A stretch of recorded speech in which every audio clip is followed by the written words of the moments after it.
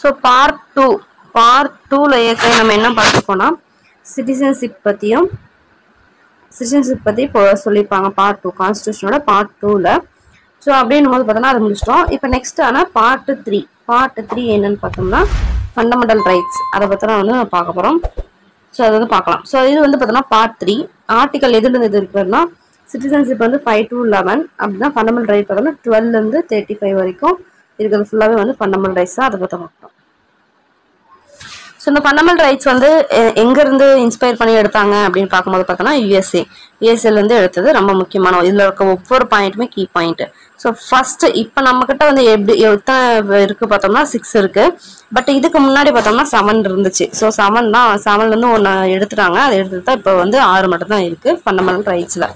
So வந்து இது என்னன்னு சொல்கிறாங்கன்னா மேக்னா கார்ட்டா ஆஃப் இந்தியா அப்படின்னு சொல்லிட்டு சொல்கிறாங்க. பார்ட் 3 ஆஃப் இது கான்ஸ்டியூஷன் ஃபண்டமெண்டல் ரைட்ஸ் மேக்னா கார்ட்டா ஆஃப் இந்தியா அப்படின்னு சொல்கிறாங்க.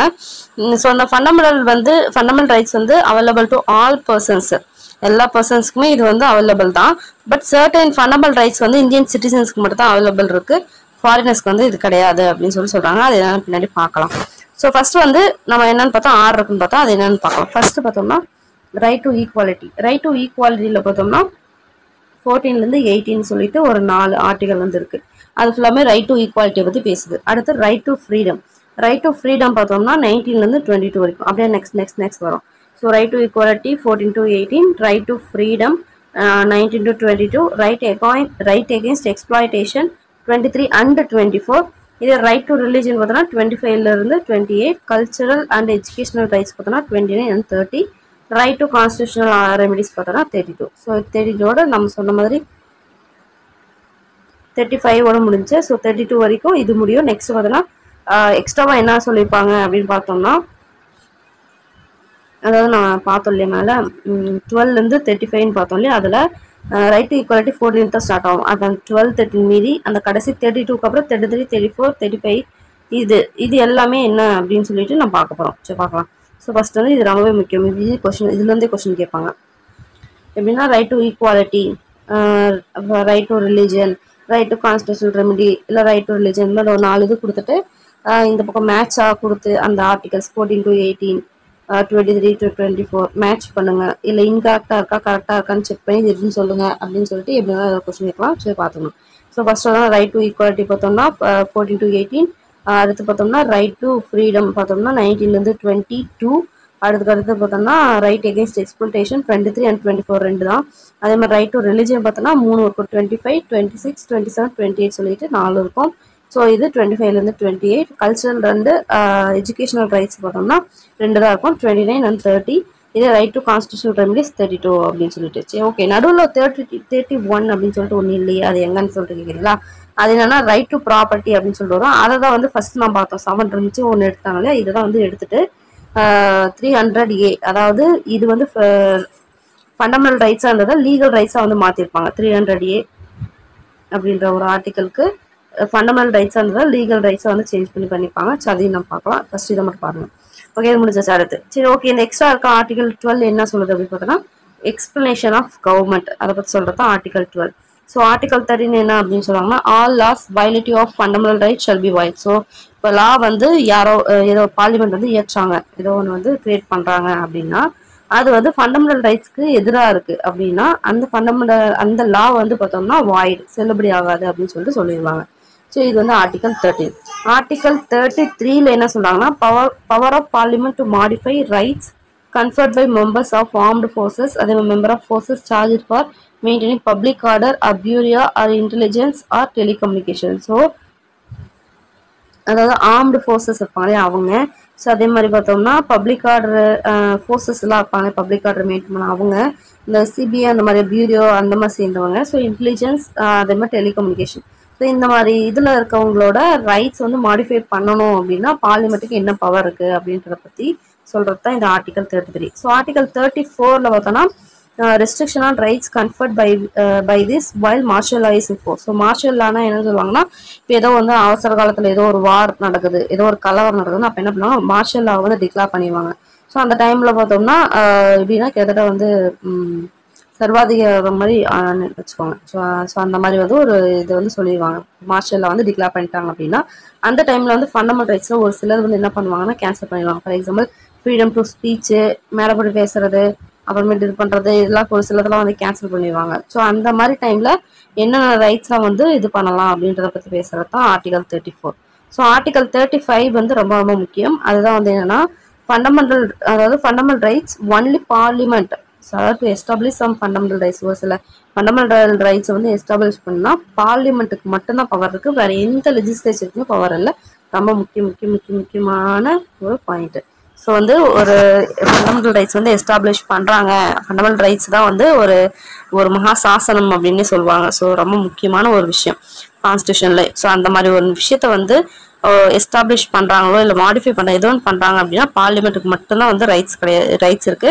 மற்ற எந்த ஒரு லெஜிஸ்லேஷனுக்கும் வந்து ரைட்ஸ் கிடையாது, பவர் கிடையாது அப்படின்னு சொல்றாங்க. ஸோ ஆர்டிகல் 12 என்ன எக்ஸ்பிளனேஷன் ஆஃப் கவர்மெண்ட். அதுக்கு ஆர்டிகல் 13 பார்த்தோம்னா எந்தெந்த லாஸ் வந்து ஃபண்டமெண்டல் ரைட்ஸ்க்கு ஆப்போசிட்டா இருக்கோ அது எல்லாமே கன்சிடர் அஸ் வாய்ட். 33 பார்த்தோம்னா என்ன சொல்லுவாங்க, ஸோ ஒரு சில மெம்பர்ஸ்லாம் சொன்னோம் இல்லையா, இப்போ டிபார்ட்மெண்ட் அவங்களுக்கு மாடிஃபை அந்த ரைட்ஸ் வந்து கன்ஃபார்ம் மாடிஃபை பண்ணணும்னா அதுக்கு என்னென்ன பவர் இருக்கு பார்லிமெண்ட் சொல்றது ஆர்டிகல் 33. அதுக்கடுத்து 34 பார்த்தோம்னா மார்ஷல் லா டிக்ளேர் பண்ணிட்டாங்கன்னா அந்த ரைட்ஸ் ஃபண்டமெண்டல் ரைட்ஸ் வந்து என்னென்னலாம் வந்து இது பண்ணோம் அப்படின்னு சொல்லிட்டு சொல்றது 34. 35ல பார்த்தோம்னா அது மாடிஃபைஸ் ஒரு இந்த ஃபண்டமெண்டல் ரைட்ஸ்ல எஸ்டாப்ளிஷ் பண்றதுக்கு பார்லிமெண்ட்டுக்கு மட்டும் பவர் இருக்கும், மற்ற எதுக்குமே பவர் இல்லைன்னு சொல்றது 35. சரி, ஓகே. நம்ம பார்த்தா first right to equality, right to freedom. So அதில் இருக்கிறது ஒவ்வொன்றும் எக்ஸ்பிளனேஷன் வந்து கொடுக்க போகிறோம். ரொம்ப ரொம்ப முக்கியமானது எல்லாமே அடிக்கடி வந்து கொஸ்டின்ல வந்து கேட்கறது, அதனால வந்து ஒவ்வொன்றுமே இதில் முக்கியம். ஸோ ஃபர்ஸ்ட் பார்த்தோம்னா ரைட் டு ஈக்குவாலிட்டி பார்க்கலாம். ரைட் டு ஈக்குவாலிட்டி எதுலன்னு பார்த்தோம்னா 14 18 வரைக்கும் பார்த்தோம். ஸோ ஃபர்ஸ்ட் அந்த ஆர்டிகல் 14 என்ன பார்க்கலாம், ஈக்குவாலிட்டி பிஃபோர் லா, லாக்கு முன்னாடி எல்லாமே ஈக்குவல் தான். 15 என்னன்னா prohibition of discrimination on grounds of religion, race, caste, sex or place of birth. அதாவது பார்த்தோம்னா அந்த அவங்களோட ரிலிஜன், ரேஸ், கேஸ்ட், செக்ஸ் இல்லைன்னா எங்கே பிறந்தாங்கன்றத பேஸ் பண்ணி அவங்கள வந்து டிஸ்கிரிமினேட் பண்ணுறது அப்படின்றது வந்து தடை செய்யப்பட்ட ஒரு விஷயம். அதை சொல்கிறது தான் வந்து ஆர்டிகல் 15. ஃபார் எக்ஸாம்பிள் பார்த்தா இந்த ஆவண கொலையெல்லாம் பண்ணுவாங்க இல்லையா, ஸோ அதெல்லாம் பார்த்தோம்னா இந்த இதுக்கடையில் தான் வந்து வரும். ஸோ அடுத்து பார்த்தோம்னா ஈக்குவாலிட்டி ஆஃப்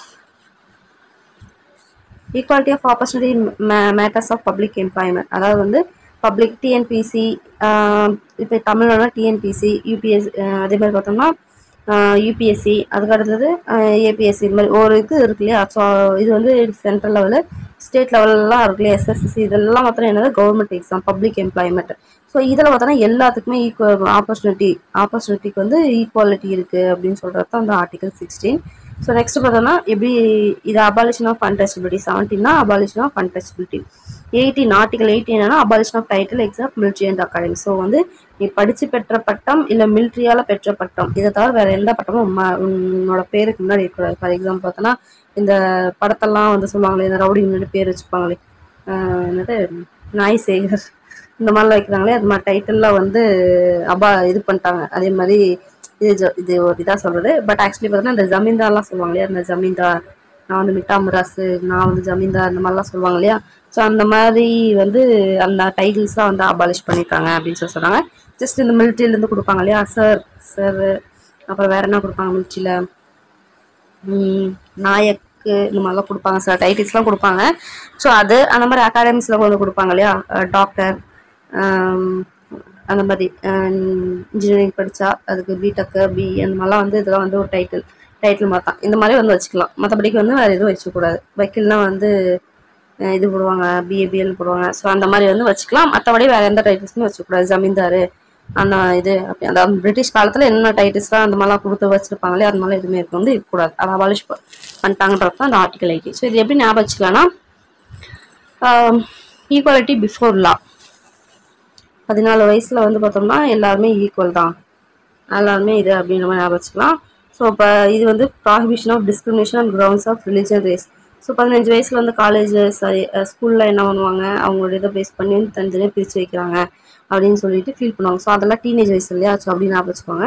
ஸோ 16 வயசில் என்ன பண்ணிடணும், வேலைக்கு போயிடணும். 16 வயசில் வேலைக்கு போனால் தான் சோறு, அதை ஞாபகம் வச்சுக்கலாம். அபாலிஷன் ஆஃப் அன்டச்சபிலிட்டி 17, சரிங்களா. ஸோ வந்து அதுக்கடுத்து அபாலிஷன் 17நாவே அபாலிஷன் ஆஃப் அன்டச்சபிலிட்டி அப்படின்னு ஞாபகம் வச்சுக்கலாம். 17 வயசு ஆயிடுச்சு, இன்னும் வந்து இந்த மாதிரி படிக்காத மாதிரி இந்த தீண்டாமையெல்லாம் வந்து ஃபாலோ பண்ணிட்டு இருக்கு அப்படின்னு திட்டுற மாதிரி ஞாபகம் வச்சுக்கலாம்.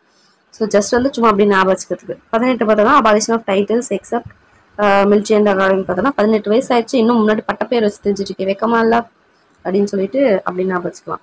ஓகேங்களா. அடுத்து பார்த்தோம்னா ரைட் டு ஈக்குவாலிட்டி முடிஞ்சாச்சு 14லேருந்து 18. அடுத்து என்னது ரைட் டு ஃப்ரீடம். அதில் வந்து 19லேருந்து 22 வரைக்கும், 19லேருந்து 22 வரைக்கும். ஸோ நான் பார்க்கலாம். ஸோ ஆர்டிகல் 19 பார்த்தோம்னா freedom of speech and expression, assembly, association, movement, residence and profession. So இது எல்லாமே தான் பார்த்தோம்னா ஃப்ரீடம்.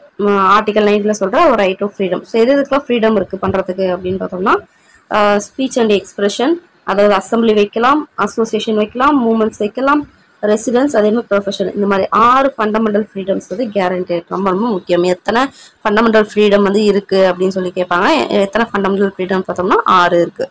ஸோ என்னென்ன இருக்குது? ஸ்பீச் அண்ட் எக்ஸ்பிரஷன், நீ வந்து மேடை போட்டு பேசலாம், பாலிடிக்ஸை பற்றி கிளிகிளின்னு கிளிக்கலாம். ஸோ இதுக்கான ஒரு இது வந்து உங்களுக்கு இருக்குது. அதேமாதிரி அசம்பிளி வந்து எல்லாத்தையும் கூட்டி மீட்டிங் மாதிரி போட்டு பேசுறதுக்கு ரைட்ஸ் இருக்குது. அதேமாதிரி அசோசியேஷன் ஆரம்பிக்கணுமா ஆரம்பிங்க, இல்லை ஏதோ ஒரு மூவ்மெண்ட் நடத்தணுமா நடத்துங்க. ரெசிடென்ஸ், எங்கே நீ வாழணும்னு நினைக்கிற வாழு. அதே மாதிரி ப்ரொஃபஷன், எங்கே போய் நீ ப்ரொஃபஷன் வந்து என்னென்னு நீ இங்கே வேலை செய்யறதுக்கு பிடிக்கலையா, இல்லை நான் குஜராத்தில் போய் வேலை செய்கிறேன், இல்லை நான் கன்னியாகுமரி வேலை செய்யல, தமிழ்நாட்டில் வந்து வேறு எங்கன்னா வேறு இடத்துல வேலை செய்கிறேன், அந்த மாதிரி நீ எங்கே வேலை செய்றீங்கன்னா எங்கே வேணாலும் போய் வேலை செய்யலாம். ஸோ அதுதான் வந்து அந்த ஃப்ரீடம் அப்படின்றதுல இந்த 6 ஃப்ரீடம், ஃபண்டமெண்டல் ஃப்ரீடம்னாவே இந்த 6 தான். இது வந்து கேரண்டட் அப்படின்றாங்க. ஸோ அதுதான் ஆர்டிகல் 19 வந்து பேசுது. ஸோ ஆர்டிகல் 20 என்ன சொல்லுதுன்னா protection in respect of conviction for offences. So ஏதோ ஒரு அஃபென்ஸ் வந்து பண்ணிட்டோம்னு சொல்லி கன்விக்ட் பண்ணிட்டாங்க அப்படின்னா அதுக்கு வந்து அவங்களுக்கு வந்து ஒரு ப்ரொடெக்ஷன் கொடுப்பாங்க. ஏன்னா வந்து கன்விக்ஷன் அவங்க வந்து அஃபென்ஸ் பண்ணிட்டாங்களா ஏன்னா கன்ஃபார்மாக அவ்வளோ ஜஸ்ட் வந்து கன்விக்ஷன் மட்டும் கொடுத்துருக்காங்க. ஸோ அதுக்கு முன்னாடி என்ன பண்ணுவாங்க, உடனே வந்து ஆப்பரிச்சு இதாகிறதுக்கு முன்னாடி இது பண்ணுவாங்க இல்லையா. ஸோ அந்த மாதிரிலாம் எந்த பிரச்சனையும் வராமல் அவங்களுக்கு ஒரு ப்ரொடெக்ஷன் கொடுக்குறது சொல்கிறது ஆர்டிகல் 20. ஸோ ஆர்டிகல் 21 என்ன பார்த்தோம்னா protection of life and personal liberty. அதுவுமே நிறைய செட் ஆஃப் இது கொடுப்பாங்க. ஒரு 11 இது கொடுத்துருக்காங்க. 11th அதை வந்து கொடுத்துருப்பாங்க, நிறைய பாயிண்ட்ஸ் வந்து கொடுத்துருப்பாங்க என்னென்னு சொல்லிட்டு. So protection of life and personal லிபர்ட்டினா என்ன அப்படின்னு பார்த்தா, ஃபார் எக்ஸாம்பிள் வந்து பியூர் வாட்டர், அதாவது சுத்தமான தண்ணி கிடைக்குது இல்லையா, கிடைக்கணும் அப்படின்னு ஒரு சிட்டிசனுக்கு சுத்தமான தண்ணி கிடைக்கணும் அப்படின்றதே வந்து பார்த்தோம்னா ஒரு ஃபண்டமெண்டல் ரைட்ஸ் தான். ஓகேங்களா. ஸோ ஃப்ரீடமில் பார்த்தோம்னா அதை பற்றி பேசுறது பார்த்தோம்னா 21. அதுதான் வந்து லைஃப், அதே மாதிரி பர்சனல் லிபர்ட்டி இதை பற்றி பேசுறது article 21. For example pure water கிடைக்குது. ஸோ இது வந்து கொஸ்டினாவே கேட்டிருக்காங்க. பியூர் வாட்டர் இது பண்ணுறது எந்த ஆர்டிகல் கடையில் வரும் சொல்லி கேட்டிருக்காங்க. ஆர்டிகல் 21. ஸோ 21A என்னன்னு பார்த்தோம்னா ரைட் டு எலிமெண்ட்ரி எஜுகேஷன். அதாவது 21Aல பார்த்தோம்னா எலிமெண்ட்ரி எஜுகேஷன் வந்து கன்ஃபார்ம் வந்து படிச்சே ஆகணும் அப்படின்னு சொல்லுவாங்க. ஸோ இதை யார் வந்து இது பண்ணாங்க பார்த்தோம்னா வாஜ்பாய் அவர் தான். 86th அமெண்ட்மெண்ட் ஆக்ட் 2020 இந்த அமெண்ட்மெண்ட் ஆக்ட் மூலிமா ஆர்டிகல் 45ல வந்து இருந்துச்சு இந்த எலிமெண்ட்ரி எஜுகேஷன். அதை கொண்டு வந்து ஃபண்டமெண்டல் ரைட்ஸுக்கு வந்து மாற்றினாங்க. ஸோ இது வந்து ஒரு ஜஸ்ட் வந்து ஒரு இன்ஃபர்மேஷன் மட்டும் இருந்துச்சு. இதை வந்து பார்த்தோம்னா கண்டிப்பாக வந்து அது வந்து ஒரு ரைட்ஸு, அவங்களுக்கு வந்து அவங்களோட ரைட்ஸ் அதை கன்ஃபார்ம் பண்ணி ஆகணும் அப்படின்னு சொல்லிட்டு கொண்டு வந்து சேஞ்ச் பண்ணி போடுவாங்க 21Aல வாஜ்பாய் 86th அமெண்ட்மெண்ட் ஆக்ட் 2022 படி. ரொம்பவே முக்கியம். ஸோ 21Aல போட்டு the state to provide early childhood care and education for all children until they complete the age of 6 years. அதுதான் வந்து எலிமெண்ட்ரி எஜுகேஷன். அதான் RTA ஆக்ட் 2009.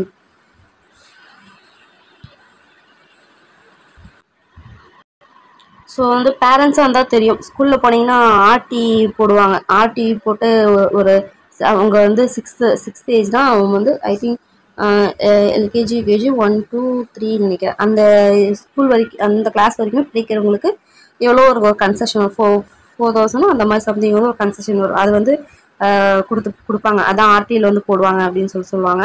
ஸோ அந்த மாதிரி கண்டினியூஸாக படித்தாங்கன்னா அந்த ஸ்கூல்லே படித்தாங்கன்னா அவ்வளோ அமௌண்ட் வந்து கன்செஷன் வந்து கொடுப்பாங்க. ஸோ அது வந்து இந்த வேஸ் பண்ணி தான் அந்த 21 தான் வரும்.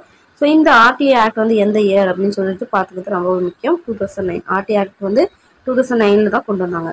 ஓகே 6 years 16 years கிடையாது 6 years குழந்தைங்களுக்கு elementary education. Okay so article 22 என்ன protection against arrest and detention in certain cases. So வந்து அரெஸ்ட் அண்ட் டிடென்ஷனுக்கு எதிராக ப்ரொடெக்ஷன். அதுக்கு அடுத்து பார்த்தோம்னா இது வந்து முடிஞ்சாச்சு. ஸோ ரைட் டு ஃப்ரீடமில் பார்த்தோம்னா 19 20 21 22 இப்படின்னு சொல்லிட்டு ஒரு இது இருக்குது. ஸோ எக்ஸ்ட்ராவாக பார்த்தோம்னா 21A இருக்குது. சொன்னோன்னே என்னென்ன அப்படின்னு சொல்லி பார்த்துக்கணும், ரொம்ப முக்கியமான ஒரு பார்ட்டு. அதாவது ரைட் ஃபண்டமெண்டல் ரைட்ஸ் ரொம்ப முக்கியமான ஒரு. அடுத்து பார்த்தோம்னா தேர்டு இது என்னன்னு பார்த்தோம்னா right against exploitation. Right against exploitation வந்து ஆர்டிகல் 23 and 24.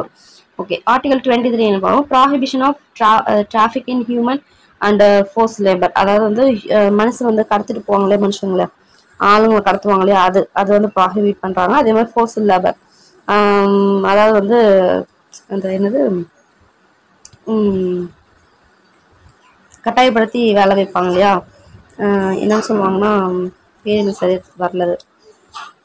இந்த டீ பிளான்டேஷன் இந்த மாதிரி இடத்துலலாம் பார்த்தோம்னா இதுக்கு மாதிரி கொண்டு போய் அடைச்சி வேலை வாங்குவாங்க. ஸோ அந்த மாதிரி ஃபோர்ஸ் லேபர் இந்த மாதிரிலாம் வந்து பண்ணக்கூடாது.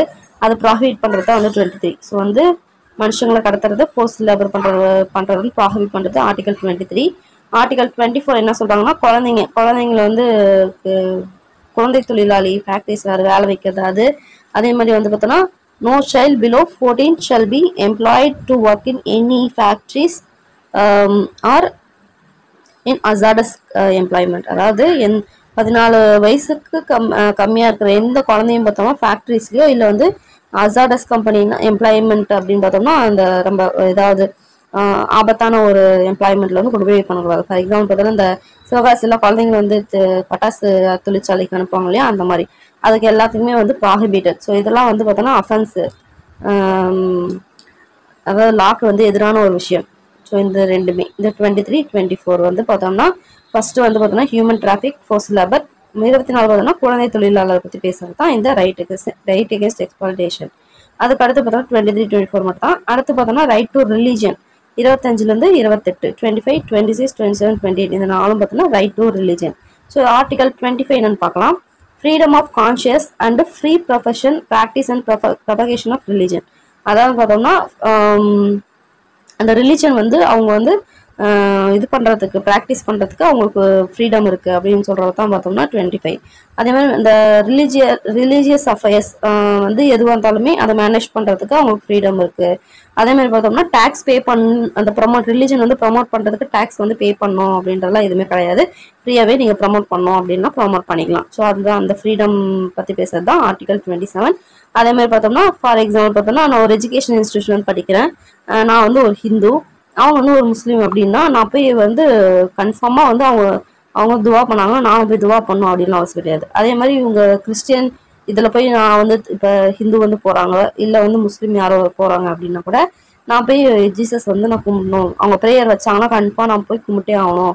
அந்த மாதிரி எஜுகேஷனல் இன்ஸ்டிடியூஷனில் வந்து போய் இந்த மாதிரி நம்ம இது பண்ணோம் அப்படின்னு சொல்லிட்டு எந்த ஒரு கட்டாயமும் கிடையாது. அதே மாதிரி இப்போ ஃபார் எக்ஸாம்பிள் பார்த்தோன்னா அவங்க வந்து இப்போ ஃபார் எக்ஸாம்பிள் ஒரு கிறிஸ்டியன் ஸ்கூலாக இருந்துச்சுன்னா அவங்க பைபிள்லாம் வந்து இப்போ கிளாஸ்லாம் சில டைம்லாம் வைப்பாங்க. ஸோ அந்த மாதிரி இதில் போய் நான் அட்டன் பண்ணோம் அப்படின்றதுலாம் அவசியம் கிடையாது. நான் போகணும்னு நினச்சா போகலாம், வேணாம். ஸோ அந்த மாதிரி எஜுகேஷன் இன்ஸ்டிடியூஷனில் வந்து பார்த்தோம்னா ஒர்ஷிப் பண்ணுறதுக்கோ இல்லை அவங்க கொடுக்குற ரிலீஜியஸ் இன்ஸ்ட்ரக்ஷனை அட்டன் பண்ணுறதுக்கோ ஃபாலோ பண்ணுறதுக்கோ எனக்கு ஃப்ரீடம் இருக்குது அப்படின்னு சொல்கிறது தான் ஆர்டிகல் 28. ஸோ 25 என்ன, நீ வந்து ஃப்ரீயாக போய் எந்த ரிலிஜியன் வேணால் ப்ரொபகேட் பண்ணலாம், ப்ராக்டிஸ் பண்ணலாம், ப்ரொஃபஸ் பண்ணலாம், ஃப்ரீயாக எதுனா பண்ணலாம். ஸோ 26 என்னன்னு பார்த்தோம்னா ரிலீஜியஸ் அஃபேர்ஸை வந்து நீ மேனேஜ் பண்ணுறதை பற்றி. ஸோ 27 ஆர்டிகல் 27 பார்த்தோம்னா எந்த ஒரு டேக்ஸும் இல்லாமல் ஃப்ரீயாகவே நான் போயிட்டு ரிலீஜன் வந்து ப்ரமோஷன் பண்ணலாம். ஸோ ஆர்டிகல் 28 வந்து எஜுகேஷன் இன்ஸ்டிடியூஷனில் வந்து என்ன அந்த ரிலீஜியஸ் பேஸ் பண்ணி இன்ஸ்ட்ரக்ஷனோ இல்லை ஒர்ஷிப் பண்ணுறது இருந்தாலுமே அது நம்மளோட ஃப்ரீடம் தான். ஸோ இது சொல்கிறது எல்லாமே பார்த்தோம்னா ரைட் டு ரிலிஜன் பேஸ் பண்ணி வர ஒரு 4 ஆர்டிகல். அடுத்து cultural and educational rights. So cultural and education ரைட்டில் பார்த்தோம்னா 2 தான், 29 and 30. ஸோ ஆர்டிகல் 29ல் பார்த்தோம்னா protection of language, script and culture of minorities. அதாவது லாங்குவேஜ் அதே மாதிரி ஸ்கிரிப்ட் இருக்குது, அதே மாதிரி மைனாரிட்டியோட கல்ச்சர் இருக்குன்னா அதை பாதுகாக்கிறதுக்கான ஒரு இது ரைட்ஸ் தான் பார்த்தோம்னா ஆர்டிகல் 29. ஃபார் எக்ஸாம்பிள் பார்த்தோம்னா ஜல்லிக்கட்டை வந்து பார்த்தோம்னா ஒரு இது தானே ஒரு மைனாரிட்டிஸ் அப்படின்றவங்க ஒரு கல்ச்சர் தான் நம்மளோட கல்ச்சர். ஸோ அது பார்த்தோம்னா பாதுகாக்கணும் அப்படின்னு சொல்லிட்டு தான் நம்ம இது பண்ணோம். ஸோ இதை பேஸ் பண்ணி தான் அவங்க வந்து பண்ணாங்க. அதில் இந்த ஜல்லிக்கட்டு அப்படின்றத பார்த்தோம்னா 29(1) அப்படின்ற ஆர்டிகல் கீழே இப்போ ப்ரொடக்ஷனுக்கு கீழே வந்துருச்சு இப்போ ஜல்லிக்கட்டு அப்படின்றது. ஸோ வந்து பார்த்தோம்னா இது வந்து கொஸ்டின் கேட்டிருந்தாங்க ப்ரீவியஸ் கொஸ்டினில், ஜல்லிக்கட்டுன்றது இந்த ஆர்டிகல் கீழே இருக்குன்னா 29(1). ஸோ நெக்ஸ்ட் ஆர்டிகல் 30 பார்த்தோம்னா right of minorities to establish and administrate educational institution. So வந்து மைனாரிட்டிஸ் வந்து அவங்களோட இதை வந்து ப்ரொடக்ட் பண்ணுறதுக்கு வந்து பார்த்தோம்னா எஜுகேஷனல் இன்ஸ்டிடியூஷன் வந்து எஸ்டாப்ளிஷ் பண்ணி அவங்க அட்மினிஸ்ட்ரேஷன் வந்து பண்ணிக்கலாம். ஸோ வந்து அவங்களுக்கு அந்த ரைட்ஸ் வந்து இருக்குது, மைனாரிட்டிஸ்க்கு வந்து ரைட்ஸ் இருக்குது. ஓகே, இதுதான். ஸோ 29 என்னன்னா லாங்குவேஜ் அண்ட் ஸ்கிரிப்ட், அதே மாதிரி கல்ச்சர், மைனாரிட்டியோட கல்ச்சரை வந்து ப்ரொடக்ட் பண்ணுறதுக்கு ரைட்ஸு. அதே வந்து 30 என்னன்னு பார்த்தோம்னா மைனாரிட்டிஸ் வந்து எஸ்டாப்ளிஷ் பண்ணிக்கலாம், எஜுகேஷன் எஸ்டாப்ளிஷ் பண்ணி அட்மினிஸ்ட்ரேஷன் பண்ணிக்கலாம். ஸோ அது சொல்கிறத வந்து ஆர்டிகல் 30. இதுதான் வந்து கல்ச்சரல் அண்ட் எஜுகேஷனல் ரைட். அதுக்கடுத்து 6th இதுன்னு பார்த்தோம்னா ரைட் டு கான்ஸ்டியூஷனல் ரெமிடி. ரொம்ப ரொம்ப முக்கியமான ஒரு, அதாவது சோல் ஆஃப் த கான்ஸ்டியூஷன் அம்பேத்கர்னு சொல்லியிருப்பாரு. அது வந்து என்னன்னு பார்த்தோம்னா இந்த ரைட் டு கான்ஸ்டியூஷனல் ரெமிடி தான் 32வது இது. ஸோ இது என்ன பண்ணுன்னா it allows individuals to seek redressal for violation of the fundamental rights. So நம்ம மேலே பார்த்தா 5 பார்ட்டில் சொன்ன அந்த ஃபண்டமெண்டல் ரைட்ஸில் ஏதாவது வந்து பிரச்சனை வருது, அதுக்கு எதிராக வந்து ஏதோ ஒரு நடக்குது, வயலேட் ஆகுது அப்படின்னு சொல்லிட்டு எனக்கு தோணுச்சு அப்படின்னா நான் போய் என்ன பண்ணலாம்னா அதுக்கான தீர்வை வந்து நான் போய் அணுகலாம். ஸோ அதை பற்றி சொல்கிறது தான் பார்த்தோம்னா இந்த கான்ஸ்டியூஷனல் ரெமெடி. ஸோ அதில் ஒரு 5 இது வரும், 5 4 இன்னைக்கு வரும். ஸோ அதை பற்றி பார்க்கலாம். ஸோ அடுத்து பார்த்தோம்னா நம்ம பார்த்தோம் ரைட் டு ப்ராப்பர்ட்டி, அதாவது ஆர்டிகல் 31 வந்து ஒன்று காணாமல் இருக்கும். ஸோ அது என்னன்னு பார்த்தோம்னா right to property. So first அந்த ஃபண்டமெண்டல் ரைட்ஸ் இருந்ததை டெலீட் பண்ணிட்டாங்க. டெலீட் பண்ணிட்டு 44th எதைப்படி டெலீட் பண்ணாங்க அப்படின்னு பார்த்தோம்னா 44th அமெண்ட்மெண்ட் ஆக்ட் 1978 அதைப்படி வந்து டெலீட் பண்ணி அதை வந்து இப்போ என்ன பண்ணாங்கன்னா லீகல் ரைட்டாக வந்து மாற்றிட்டாங்க. என்ன ஆர்டிகல் பார்த்தோம்னா 300A அப்படின்ற ஆர்டிகல் கீழே பார்ட் 12 ஆர்டிகல் 300A கீழே வந்து இப்போ இதை அமெண்ட் பண்ணி இப்போ அதில் சேர்த்துட்டாங்க, லீகல் ரைட்டாக மாற்றிட்டாங்க. ஸோ ரைட் டு ப்ராப்பர்ட்டி வந்து எதன் மூலிமா மாற்றுறாங்க, 44th அமெண்ட்மெண்ட் ஆக்ட் 1978. அடுத்து so right to constitutional remedies நம்ம மேலே பார்த்தோம், ஆர்டிகல் 32 பார்த்தோம் இல்லையா மேலே. ஸோ அதில் வந்து ரிட்ஸ் வந்து கொடுத்துருப்பாங்க, ரொம்ப முக்கியமான ஒரு இது, அதை பற்றி நம்ம பார்க்க போகிறோம். So okay, writs is an order or command issued by court in writing under its seal. So பார்த்தோம்னா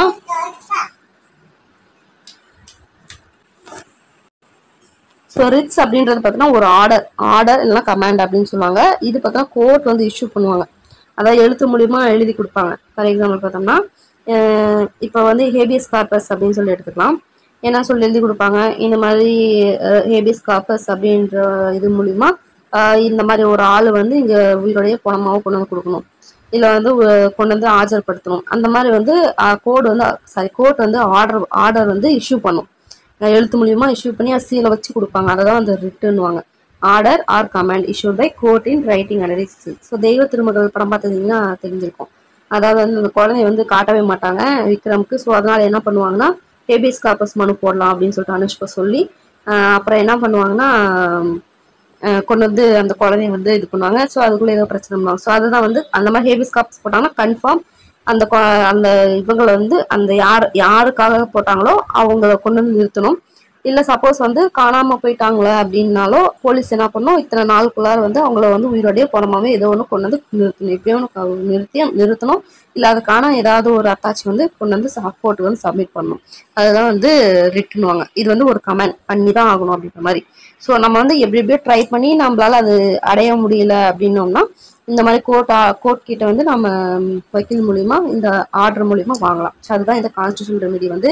அதனால தான் இதை சோல் அப்படின்னு சொல்லுவாங்க, சோல் ஆஃப் த கான்ஸ்டியூஷன் அப்படின்னு சொல்றது காரணமே அதுதான். ஸோ ஓகேங்களா. ஸோ அதை பற்றி நான் பார்க்கலாம். It is nature of command or prohibition from performing certain act mention in order of court. So அந்த அந்த கோர்ட் ஆர்டர்ல வந்து என்ன சொல்லியிருக்காங்களோ அந்த ஆக்ஷன் வந்து ஒன்று நடக்கிற மாதிரி இருக்கும், இல்லைனா வந்து தடுக்கிற மாதிரி வந்து எழுதி கொடுத்துருப்பாங்க. ஸோ அதை பேஸ் பண்ணி வந்து அந்த ஆர்டர் வந்து செய்யணும். அதை தான் வந்து இந்த ரிட் அப்படின்னு சொல்லிட்டு சொல்றாங்க. So supreme court and high court are empowered to issue 5 kind of writs. நான் சொன்ன மாதிரி ரெண்டுக்குமே பவர் இருக்கு, supreme court and high court ரெண்டுக்குமே பவர் இருக்கு. எத்தனை கைண்ட் ஆஃப் ரிட்ஸ் இருக்கு அதில் பார்த்தோம்னா 5 டைப்ஸ் ஆஃப் ரிட்ஸ் வந்து இருக்கு. ஸோ இது வந்து இது இஷ்யூ பண்றதுக்கு ரெண்டு பேருக்குமே வந்து பவர் இருக்கு. ஸோ அதில் அந்த 5 டைப் ஆஃப் ரிட்ஸை தான் வந்து நான் பார்க்க போகிறோம். ஸோ இதில் பார்த்தோம்னா சுப்ரீம் கோர்ட் என்னன்னு சொல்லுவாங்க பார்த்தீங்கன்னா கார்டியன் ஆஃப் த கான்ஸ்டியூஷன். அதாவது இப்போ ஃபார் எக்ஸாம்பிள் நான் ஏதோ ஒரு கேஸ் வந்து நான் ஃபைல் பண்ணுறேன், ஏதோ ஆக்சிடென்ட் கேஸ் அப்படின்னா ஃபர்ஸ்ட் கீழே வந்து ஒரு சபார்டினேட் கோர்ட்லேருந்து அங்கேருந்து அப்பீல் பண்ணி நெக்ஸ்ட் ஹை கோர்ட் அதுக்கப்புறம் ஓகே அப்படின்னு சொன்னதுக்கப்புறம் சுப்ரீம் கோர்ட் போட முடியும். ஸோ இதே பார்த்தோம்னா கான்ஸ்டியூஷனில் ஏதோ ஒரு ரைட்ஸில் வந்து ஃபண்டமெண்டல் ரைட்ஸில் ஏதோ ஒரு பிரச்சனை, ஏதோ ஒரு வயலேஷன் நடக்குதுன்னா டைரெக்டாக என்ன பண்ணலாம்னா போயிட்டு சுப்ரீம் கோர்ட்ல வந்து நான் டீல் பண்ணலாம். சபார்டினேட் கோர்ட் மூலியமாவோ இல்லை ஹை கோர்ட் மூலியமாவோ போயிட்டு தான் போகணும் அப்படின்னு அவசியம் இல்லை. டைரெக்டாக சுப்ரீம் கோர்ட்டே நம்ம வந்து போய் வந்து நம்ம அணுகலாம். ஸோ அதனால தான் வந்து அவங்க என்ன சொல்லுவாங்கன்னா கார்டியன் ஆஃப் த கான்ஸ்டியூஷன் அப்படின்னு சொல்லுவாங்க சுப்ரீம் கோர்ட்டை. ஸோ அதே மாதிரி நான் ஆர்டிகல் 32 நான் சொன்ன மாதிரி அதாவது heart and soul of the constitution அப்படின்னு சொல்லிட்டு சொன்னது யாருன்னு பார்த்தோம்னா டாக்டர் அம்பேத்கர்னு சொல்லியிருக்காங்க. ஸோ அதில் ஃபர்ஸ்ட் ரிட்டன் என்ன பார்த்தோம்னா habeas corpus. So habeas corpus அப்படின்னு என்ன சொல்லுவாங்கன்னா யூ மே ஹாவ் த பாடி. அதை வந்து இது வந்து மேட்ச்ல வந்து கேட்பாங்க. ஹேபியஸ் கார்பஸ்க்கு you may have the body அப்படின்னு சொல்லிட்டு ஒரு ஆர்டர் வந்து யூ மே ஹாவ் த பாடி அப்படின்றத ஒரு ஆர்டர். ஸோ அது என்ன சொல்லுவாங்க safeguard people from illegal arrest. So இல்லீகலாக அரெஸ்ட் பண்ணிட்டாங்க, அரெஸ்ட் பண்ணி கொண்டு போய் அவங்க வச்சிருக்காங்க அப்படின்னாங்கன்னா அவங்கள வந்து கொண்டு வந்து கோர்ட்ல வந்து சப்மிட் பண்ணணும். ஸோ அதான் வந்து ஹேபியஸ் கார்பஸ் ஆட்கணும் அப்படின்னு சொல்லுவாங்க. அதுக்கு வந்து அவங்களோட கமாண்ட் என்ன பார்த்தீங்கன்னா யூ மே ஹாவ் த பாடி அப்படின்றது வரும். ஸோ நெக்ஸ்ட் மேண்டமஸ் அப்படின்றது பார்த்தீங்கன்னா be command protects the petitioner who requires legal help to get his work done by respective public authority. So for example பார்த்தோன்னா ஏதோ டிரான்ஸ்போர்ட் இஷ்யூ, ஏதோ ஒரு டிரான்ஸ்போர்ட் இஷ்யூ இருக்குது, அது மூலிமா ஏதோ ஒரு சர்டிஃபிகேட் இருக்கும், அந்த சர்டிஃபிகேட் நான் கொண்டு வந்து கோர்ட்டில் வந்து சப்மிட்.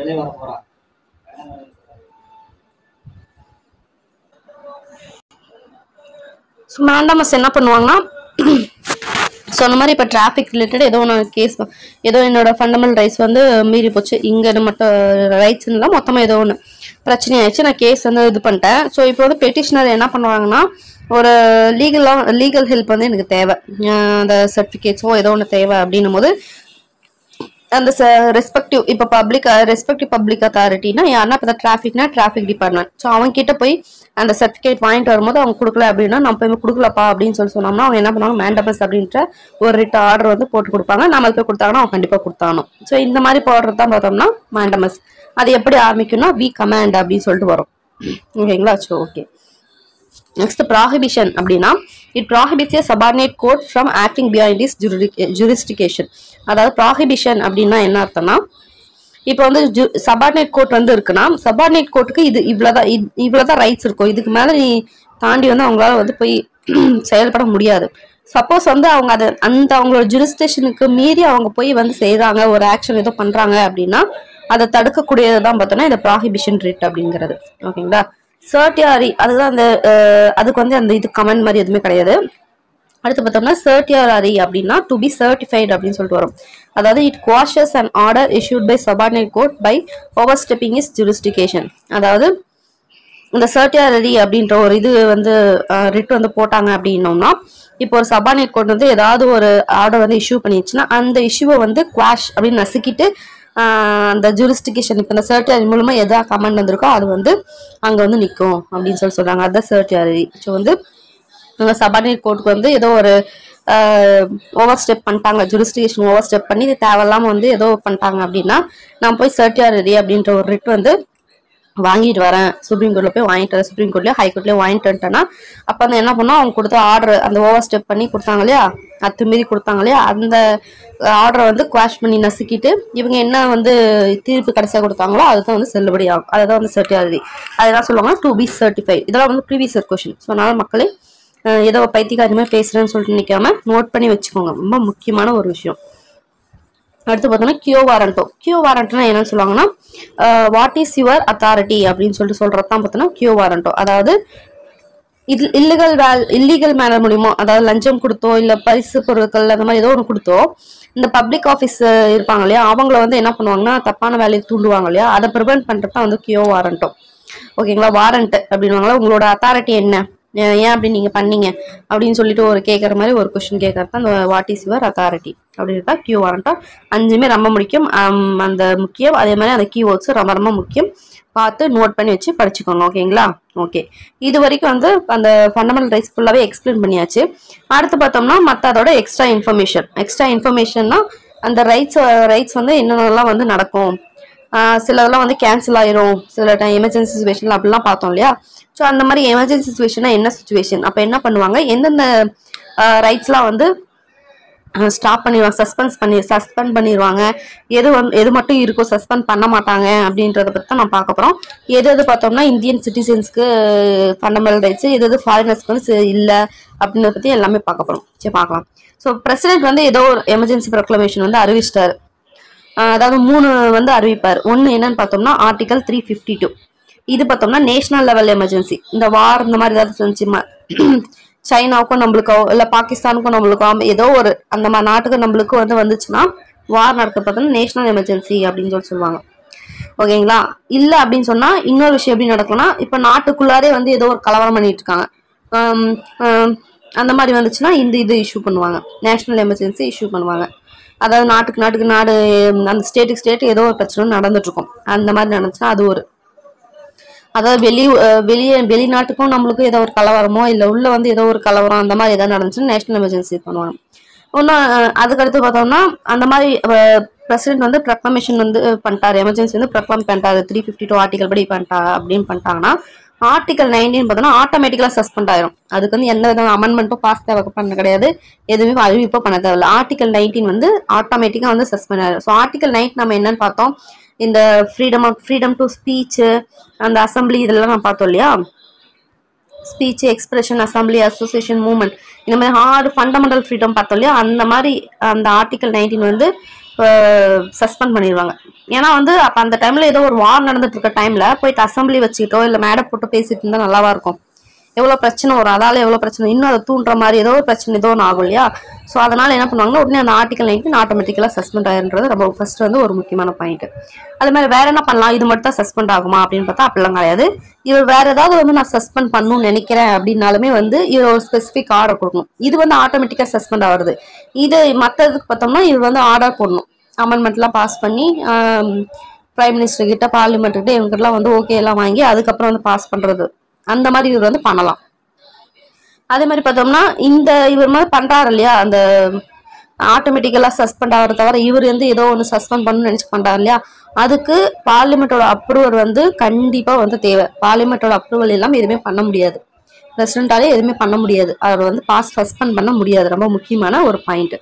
ஓகே, அடுத்து பார்த்தோம்னா ஆர்டிகல் 20 and 21 வந்து எப்பவுமே வந்து எமர்ஜென்சி டைம்லயோ இல்லை மற்ற டைம்ல சஸ்பெண்ட் பண்ணவே முடியாது, அது எப்பவுமே இருந்துட்டு இருக்கும். என்னன்னு பார்த்தோம்னா ஆர்டிகல் 20 வந்து கன்விக்ஷன் அண்ட் அஃபென்சஸ்க்கு எதிராக ப்ரொடெக்ஷன் சொல்லிட்டு பார்த்தோம் இல்லையா, அதுவும் அதே மாதிரி பார்த்தோம்னா லைஃப் அண்ட் பர்சனல் லிபர்ட்டி, அதுதான் பார்த்தோம்னா 20 and 21.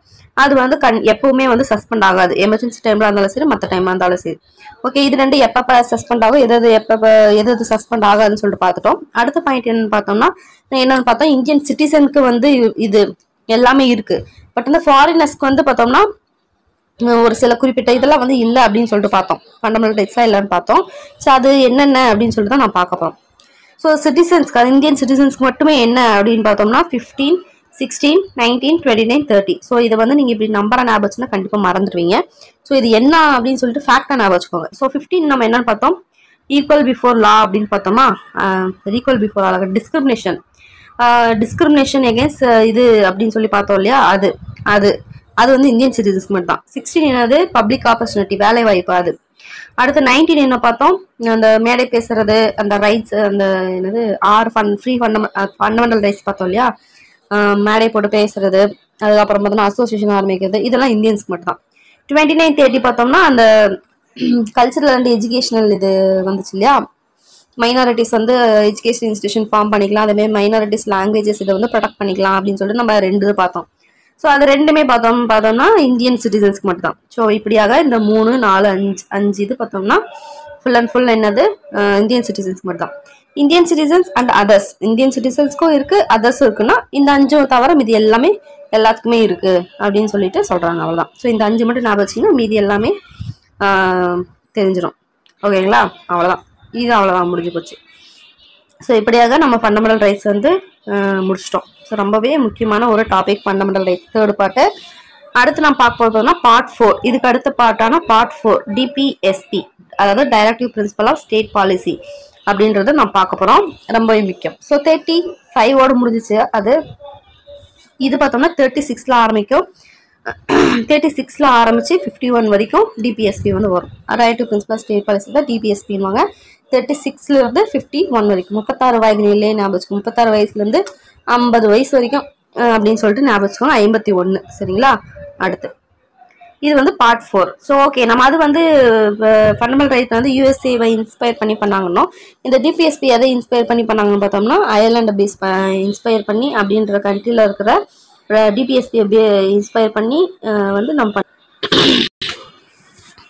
Constitution doesn't contain any classification of DP. So DP வந்து பார்த்தோம்னா கான்ஸ்டியூஷன் வந்து எதுவுமே கிளாசிஃபிகேஷன்லாம் எதுவுமே பண்ண கிடையாது. பட் இருந்தாலுமே அதோட கண்டென்ட் அண்ட் அதோட டைரக்ஷன் அந்த பேஸ் பண்ணி 3ஆ வந்து கிளாஸிஃபை பண்ணியிருக்காங்க. என்னன்னா socialistic, Gandhian, liberal and intellectual அப்படின்னு சொல்லிட்டு 3ஆ வந்து பிரிச்சிருக்காங்க.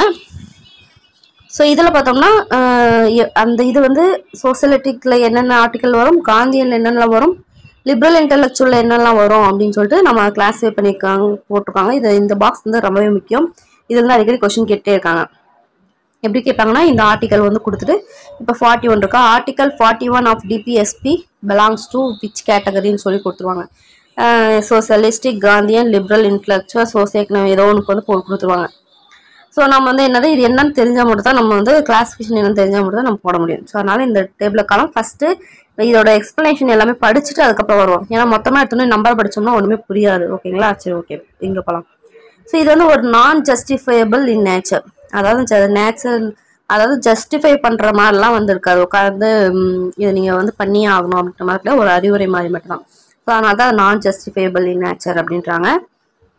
அதேமாதிரி பார்த்தோம்னா ரொம்ப முக்கியமான point, not reenforceable by court. DPSP பார்த்தோம்னா கோர்ட் வந்து சப்போஸ் இதில் ஏதாவது ஃபாலோ பண்ணல அப்படின்னா கோர்ட் வந்து இது வந்து நீங்கள் பண்ணி ஆகணும் அப்படின்னு சொல்லிட்டு ஃபோர்ஸ் பண்ண முடியாது. அதனால தான் நாட் என்ஃபோர்ஸபிள் பை கோர்ட் அப்படின்றாங்க. ரொம்ப முக்கியமான ஒரு பாயிண்ட்டு, ஸ்டேட்மெண்ட்டில் அடிக்கடி கேட்ட ஒரு point. So fundamental for governance of country, அதாவது ஒரு கண்ட்ரி வந்து கவர்ன் பண்ணுறாங்க, நிர்வாகம் பண்ணுறாங்கன்னா அதுக்கு ஃபண்டமெண்டலாக இப்படி இருக்கணும் அப்படின்னு சொல்கிறது தான் இந்த டிபிஎஸ்பி. ஒரு டைரக்ஷன் சொல்கிற மாதிரி இப்படி பண்ணுங்க அப்படின்னு சொல்லிட்டு ஒரு அட்வைஸ் பண்ணுற மாதிரி வச்சுக்கலாம். இதோட எய்ம் என்ன அப்படின்னு பார்த்தோம்னா பீப்புளோட சோசியல் வெல்ஃபேரை ப்ரமோட் பண்ணுறதுக்காக இப்போ இது பண்ணுறது தான் இந்த டிபிஎஸ்பி. ஏன்னா இப்படி பண்ணிங்கன்னா வந்து பீப்புளோட வெல்ஃபேர் வந்து நல்லா இருக்கும்பா அப்படின்னு சொல்லிட்டு ஒரு அட்வைஸ் பண்ணுற மாதிரி சொல்கிறது, அந்த மாதிரி ஒரு அதுதான் அதோட எய்மி, ப்ரமோட் பண்ணுன்றதுக்காக. டாக்டர் அம்பேத்கர் வந்து என்னன்னு சொல்கிறாரு இதை அப்படின்னு பார்த்தோம்னா நாவல் ஃபீச்சர் ஆஃப் கான்ஸ்டியூஷன், அதே மாதிரி இன்ஸ்ட்ருமெண்ட் ஆஃப் இன்ஸ்ட்ரக்ஷன் 1935 ரிசம்பிள் பண்ணியிருக்கு, அந்த மாதிரி இருக்குது அப்படின்னு சொல்கிறாரு. அதே மாதிரி இதை வந்து ஒரு நாவல், கான்ஸ்டியூஷனோட நாவல் ஃபீச்சர் அப்படின்னு சொல்கிறாங்க. ஓகேங்களா? ரொம்ப முக்கியமான ஒரு பாயிண்ட் அந்த பாயிண்ட். சரி, ஓகே. அந்த ஃபண்டமெண்டல் ரைட்ஸ்க்கும் டிபிஎஸ்பி ரெண்டுக்கும் என்ன தான் வித்தியாசம் அப்படின்னு பார்த்தோம்னா ஃபர்ஸ்ட் வந்து ஃபண்டமெண்டல் ரைட்ஸ் யூஎஸ்ஏலேருந்து எடுத்தாங்க, டிபிஎஸ்பி அயர்லாந்துலேருந்து எடுத்தாங்க. ஓகே. அடுத்து government cannot take away or abridge, அதாவது கவர்மெண்ட் வந்து இது தூக்கவும் முடியாது, இதை வந்து மாற்றவும் முடியாது அப்படின்ற, மாற்றவும் மீன்ஸ் எக்ஸ்ட்ரா ஆட் பண்ணலாம் பட் மாற்ற முடியாது அந்த மாதிரி. இது பார்த்தோம்னா ஒரு மியர் இன்ஸ்ட்ரக்ஷன் ஃபார் கவர்மெண்ட்டுக்கு ஒரு இன்ஸ்ட்ரக்ஷன், அவ்வளோதான். அதனால தான் இன்ஸ்ட்ருமெண்ட் ஆஃப் இன்ஸ்ட்ரக்ஷன்றாங்க. Enforceable by court FR, so டைரெக்டாக நம்ம சுப்ரீம் கோர்ட்டுக்கே போகலாம், அந்த அளவுக்கு பவர்ஃபுல் தான் ஃபண்டமெண்டல் ரைட்டு. இது பார்த்தோன்னா கோர்ட் வந்து என்ஃபோர்ஸபிள் பண்ண முடியாது, நாட் என்ஃபோர்ஸபிள் பை கோர்ட். அடுத்து ஹேவ் லீகல் சாங்ஷன், இதுக்கு வந்து லீகல் சாங்ஷன் வந்து இருக்குது. இது வந்து just moral and political sanction தான், அதாவது மாரல் நம்மளோட மனசாட்சி படி நடக்கணும் அப்படின்னு நினைக்கிறவங்களுக்கு ஒரு இது மாதிரி, அதனால தான் மாரல்வாங்களே ஒருத்தவங்களோட மாரல் சொல்லிட்டாரு. அதே மாதிரி பொலிட்டிக்கல் சாங்ஷன், அதாவது பாலிட்டிக்ஸில் வந்து இப்போ பொலிட்டிக்கல் இவங்களா இருப்பாங்க இல்லையா, சீஃப் மினிஸ்டர் இவங்கெல்லாம் இருப்பாங்கன்னா அவங்க வந்து இதை ஃபாலோ பண்ணுவோம், அதாவது மக்களுக்கு வந்து நல்லா செய்யணும்னு நினைக்கிறவங்க இதை ஃபாலோ பண்ணி பண்ணலாம், அவங்களுக்கு வந்து ஒரு சாங்ஷன், அவங்களுக்கு ஒரு சாங்ஷன் மாதிரி. பட் வந்து ஃபண்டமெண்டல் ரைட்ஸ் வந்து லீகல் சாங்ஷன், லீகலாக என்னால் போய் பண்ண முடியும் அதில், அதுதான் வந்து legal sanction. Fundamental rights strengthen political democracy, அதாவது பொலிட்டிக்கல் டெமோக்ரஸி ஸ்ட்ரென்தன் பண்ணுறதுக்கு ஃபண்டமெண்டல் ரைட்ஸ் வந்து யூஸ் ஆகுதுன்றாங்க. இது பார்த்தோம்னா social and economic democracy. So இது ஃபண்டமெண்டல் ரைட்ஸ் பார்த்தோம்னா பொலிட்டிக்கல் டெமோக்ரஸி, டிபிஎஸ்பி வந்து ensure social and economical democracy. Okay. So நம்ம மேலே நம்ம பார்த்தோம் DPSP resembles instrument of instruction 1935 அப்படின்னு சொல்லிட்டு. ஸோ அது முக்கியமான ஒரு பாயிண்ட், ஒரு ப்ரீவியஸ் இயர் கொஸ்டின். ஸோ அவ்வளோதான், ரெண்டுக்கு இருக்க வித்தியாசம் தான். இது வந்து ஸ்டேட்மெண்ட் கொஸ்டினில் வந்து கேட்டிருக்காங்க, இதுக்கு முன்னாடி பார்த்துக்கோங்க.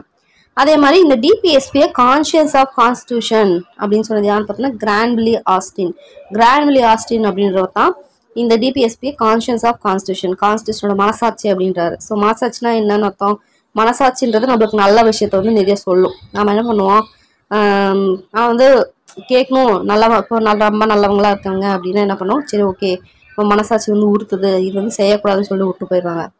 ஆனால் வந்து சில பேர் என்ன பண்ணுவாங்க, ஆமாம் பெரிய மனசாட்சியாச்சு மண்ணாங்கட்டியாச்சு, நம்ம வந்து செய்யறது செஞ்சுட்டு தான் இருப்போம் அப்படின்னு சொல்லிட்டு தப்பாக இருந்தாலுமே அதை செய்வோம். ஸோ அந்த மாதிரி இதுதான் வந்து இந்த டிபிஎஸ்பி. ஸோ நல்லவங்க வந்து நல்ல மக்களுக்கு வந்து நல்லா செய்யணும் அப்படின்னு நினைக்கிறவங்க என்ன பண்ணுவாங்க, இதை ஃபாலோ பண்ணுவாங்க, இதில் இருக்க ரூல்ஸ் ஃபாலோ பண்ணி பண்ணணும்னு பண்ணுவாங்க.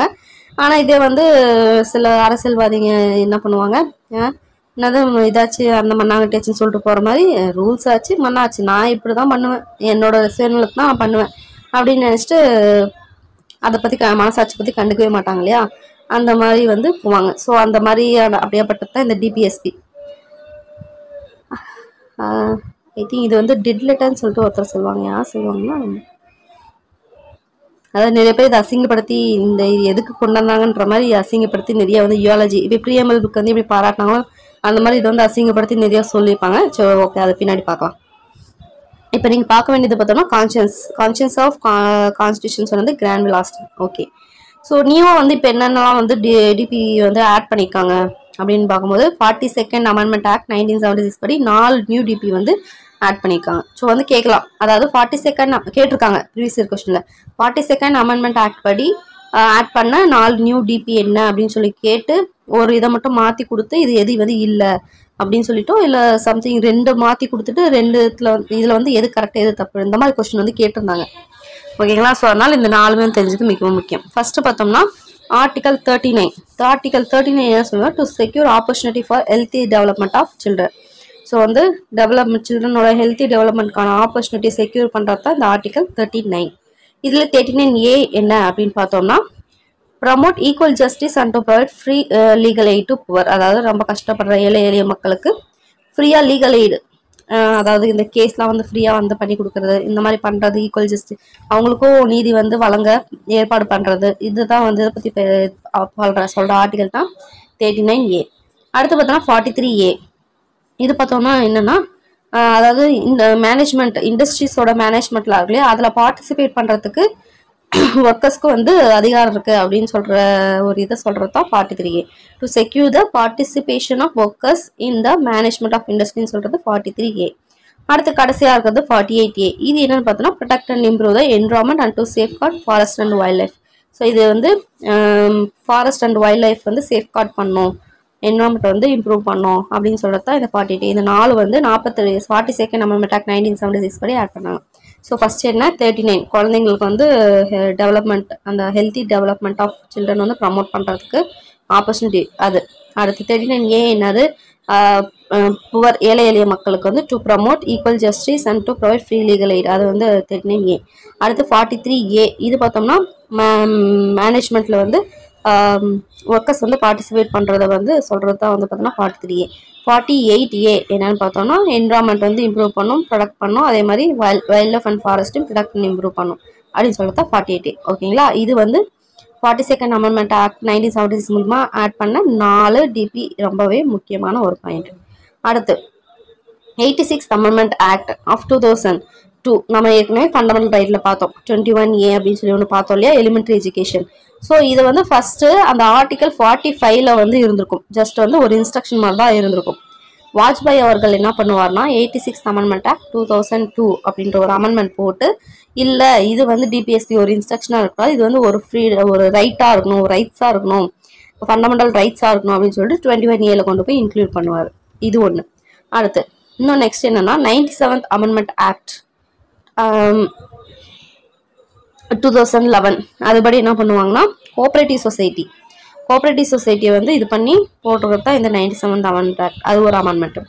அடுத்து பார்த்தோம்னா ஆர்டிகல் 43B படி என்ன பண்ணியிருப்பாங்கன்னா, state to promote voluntary formation, autonomous functioning, democratic control and professional management of cooperative society. அதுதான் இந்த 97th அமெண்ட்மெண்ட் ஆக்ட். அதாவது கோஆப்ரேட்டிவ் சொசைட்டியை வந்து ரிலேட் பண்ணுற மாதிரி ஒரு அமெண்ட்மெண்ட் ஆக்ட் போட்டிருப்பாங்க, அதுதான் வந்து இந்த 97th அமெண்ட்மெண்ட் ஆக்ட். அதோட ஆர்டிகல் பார்த்தோம்னா 43B. நம்ம இங்கே என்னன்னு பார்த்தோம், 43A ஒன்று பார்த்தோமா, மேனேஜ்மெண்ட்டில் இதாகணும் அப்படின்ற மாதிரி. இதே 43Bயில் என்னன்னா, கோஆப்ரேட்டிவ் சொசைட்டி வந்து ஒன்று இருக்கணும் அப்படின்னு சொல்லிட்டு ஒன்று ஆட் பண்ணியிருப்பாங்க. இது வந்து அது 46th amendment act, sorry 42nd amendment act. இது வந்து 97th அமெண்ட்மெண்ட் ஆக்ட் 2011. ஸோ ரெண்டையும் வந்து கன்ஃபியூஸ் பண்ணக்கூடாது. அடுத்து பார்த்தோன்னா இன்னொரு இது பார்த்தோன்னா 44th அமெண்ட்மெண்ட் ஆக்ட் 1978. அதுபடி பார்த்தோம்னா ஆர்டிகல் 37 ஆட் பண்ணிப்பாங்க. State to minimise inequalities in income, status, facilities and opportunities. அதாவது ஒன்றும் கிடையாது, அந்த இன்கம், ஸ்டேட்டஸ், அதே மாதிரி ஆப்பர்ச்சுனிட்டியில் வந்து இன்இக்வாலிட்டி வந்து மினிமைஸ் பண்ணோம் அப்படின்னு சொல்லிட்டு என்ன பண்ணியிருப்பாங்க, ஆர்டிகல் 38ல் வந்து சொல்லியிருப்பாங்க. ஓகேங்களா, அது எப்போ பண்ணியிருப்பாங்க, 44th அமெண்ட்மெண்ட் ஆக்ட் 1970, அதாவது 42nd 2 வருஷத்துக்கு அப்புறம். அப்போ என்ன 2 ஆட் பண்ணிக்கோங்க, 46 + 2 44. 1976 + 2 1978 ஓகேங்களா. ஸோ அப்படி ஞாபகம் வச்சுக்கணும். ஸோ இதில் வந்து நம்ம 46th அமெண்ட்மெண்ட் ஆக்ட் படி 42nd அமெண்ட்மெண்ட் ஆக்ட் படி 4 பார்த்தோம்.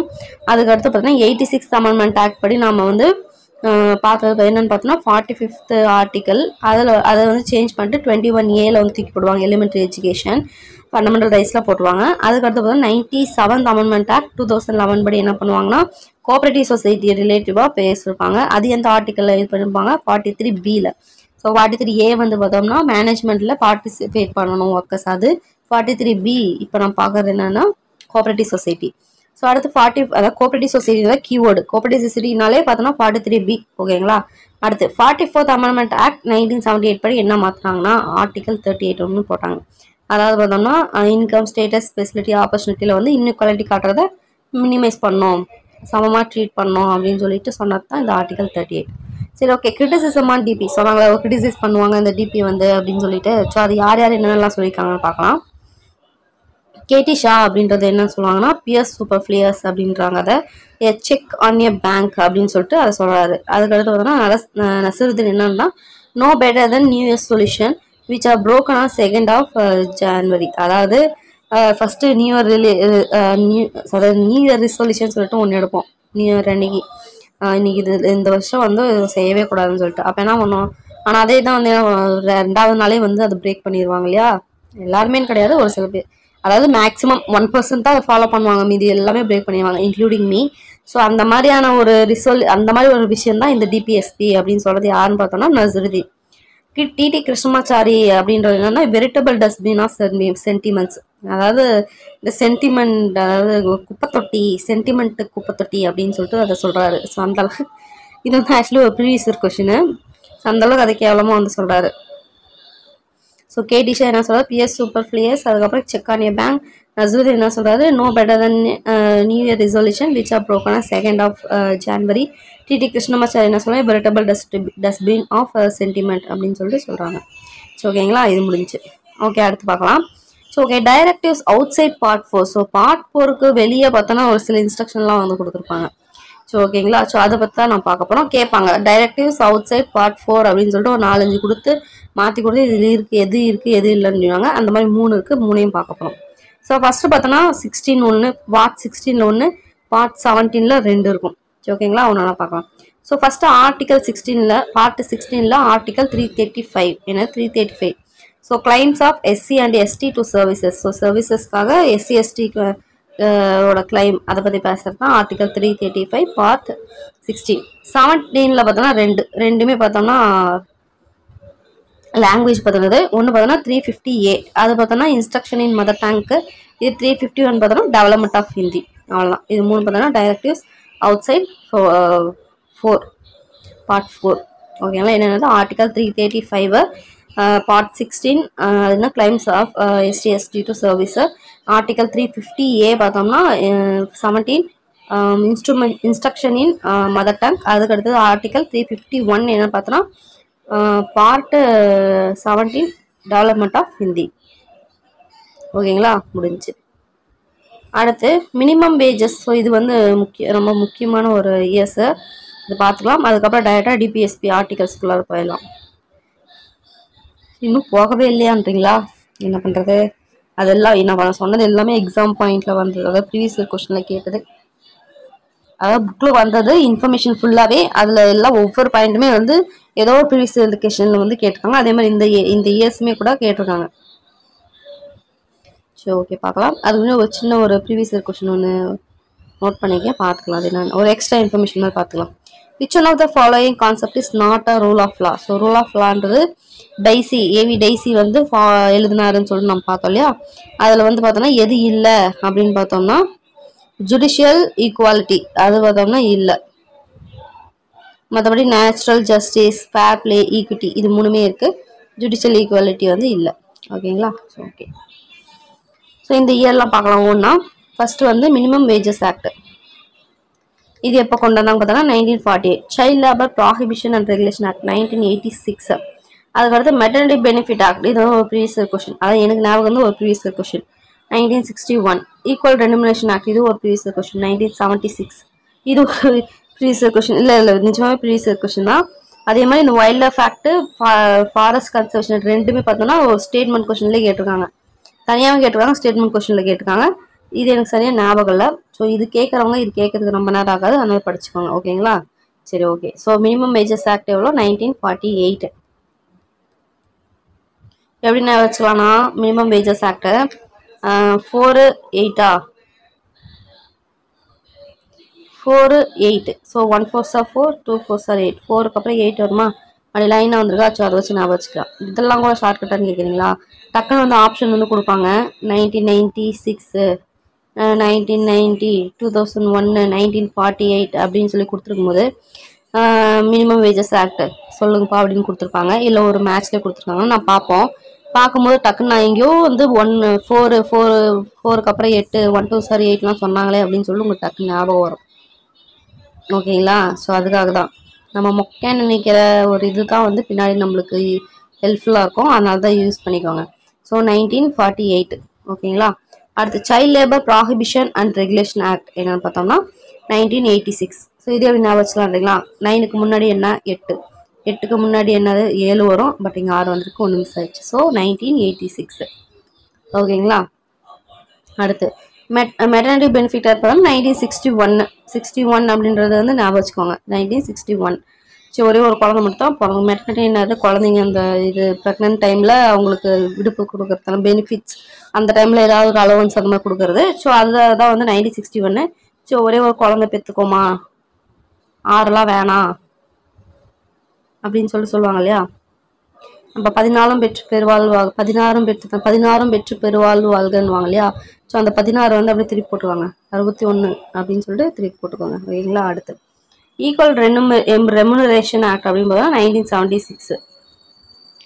6க்கு அப்புறம் 7, 7க்கு அப்புறம் 6 ஏதோ ஒன்று. ஸோ 76. ஓகேங்களா? ஸோ 76. அடுத்து ஜவஹர் ரோஜ்கர் யோஜனா 9 முடியுது, நடுவில் 9க்கு முன்னாடி 8. ஸோ அதை வச்சு 8க்கு அப்புறம் 9 எப்படின்னு நான் வச்சுக்கோங்க. ஸோ ஜவஹர் ரோஜ்கர் யோஜனா பார்த்தோம்னா 1989. அடுத்து ஸ்வர்ண ஜெயந்தி கிராம ஸ்வரோஜ்கார் யோஜனா தான் 1990. மூணுமே 99 இருக்கா? ஸோ அதை வச்சு நான் வச்சுக்கலாம். இது ஸ்வர்ண ஜெயந்தி கிராம ஸ்வரோஜ்கார் யோஜனா. அடுத்து சம்பூர்ண கிராமீண ரோஜ்கர் யோஜனா தான் 2001. ஸோ 2001ன்றதுனால கண்டிப்பாக ஞாபகம் வச்சுக்க முடியும். அடுத்து பார்த்தோம்னா wildlife protection act. Wildlife protection ஆக்ட்லாம் சும்மா கண்ண மூடி கூட சொல்லணும். ஸோ அந்த அளவுக்கு வந்து முக்கியமானது 1972. ஃபாரஸ்ட் இது பார்த்தோம்னா அதுக்கு அடுத்த ஒரு 8 வருஷத்துக்கு அப்புறம் 1980. ஓகேவா? ரொம்பவே முக்கியம். ஸோ மறுபடியும் இன்னொரு டைம் பார்த்துக்கலாங்களா? ஃபஸ்ட்டு மினிமம் வேஜஸ் ஆக்ட் பார்த்தோம்னா 1948. 4க்கு அப்புறம் 8ன்னு பார்த்தோம் இல்லையா? Child labour prohibition and regulation act பார்த்தோம்னா 1986. மெட்டர்னிட்டி பார்த்தோம்னா 1961. 14 பெற்று பெருவாழ்வு. Equal remuneration act 1976. 6க்கு அப்புறம் 7 அந்த மாதிரி. ஜவஹர் ரோஜ்கர் யோஜனா 8க்கு அப்புறம் 9 அந்த மாதிரி.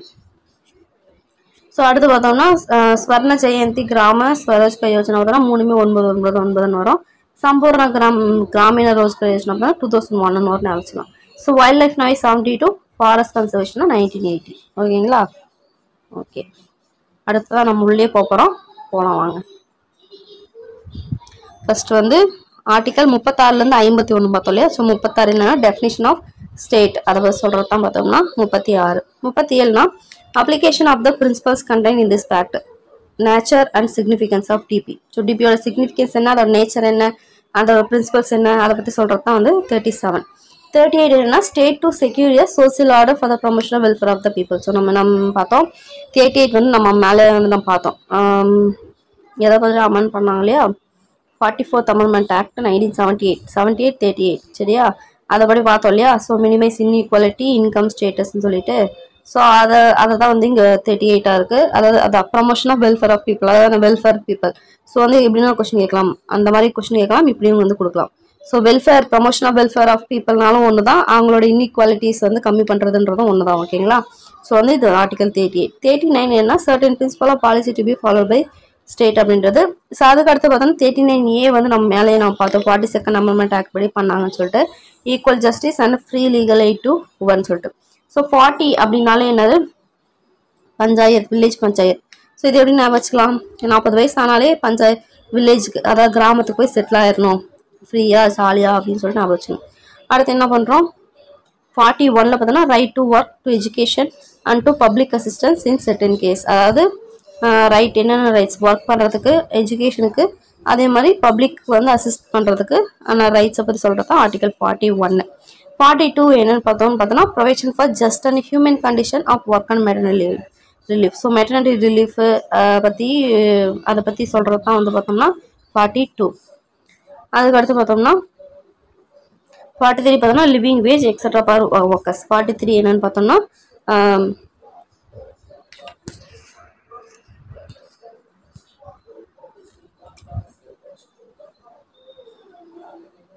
43 என்னன்னு பார்த்தோம்னா லிவிங் வேஜ், அதாவது ஒர்க்கர்ஸ்க்கு வந்து வேஜஸ்லாம் கொடுப்பாங்களே, கூலி கொடுப்பாங்களே, அதை பற்றின பேசுகிறது தான் 43.